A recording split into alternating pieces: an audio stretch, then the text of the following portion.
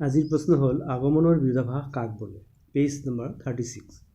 তো প্ৰকৃতিৰ একৰূপতা বিধি সম্বন্ধে মিলৰ পৰস্পৰ বিৰোধী মতবাদকে আগমনৰ বিৰোধাভাস বোলা হয়। প্ৰকৃতিৰ একৰূপতা বিধিটোক মিলে এবাৰ ক'লে যে সকলো প্ৰকাৰ আগমনৰে মূল আশ্ৰবাক্য অৰ্থাৎ ই পূৰ্বস্বীকাৰ্য শতসিদ্ধ নিয়ম। আৰু আগমন অনুমানৰ সিদ্ধান্তটো প্ৰতিষ্ঠা কৰিবলৈ হ'লে এই বিধিটোক আগতীয়াকৈ মানি ল'বই লাগিব। আন এটা প্ৰসংগত মিলে ক'লে যে এই বিধিটো অবৈজ্ঞানিক আগমন অনুমানহে প্ৰতিষ্ঠা কৰে।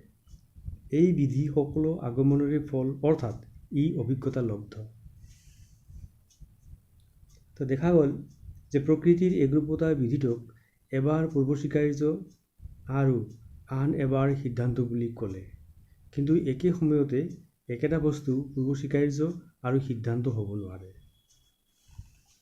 গতিকে মিলৰ এই বিধিটো পৰস্পৰ বিৰোধযুক্ত। মিলৰ মতৰ এই বিধিটোকেই আগমনৰ বিৰোধাভাস বোলা হয়।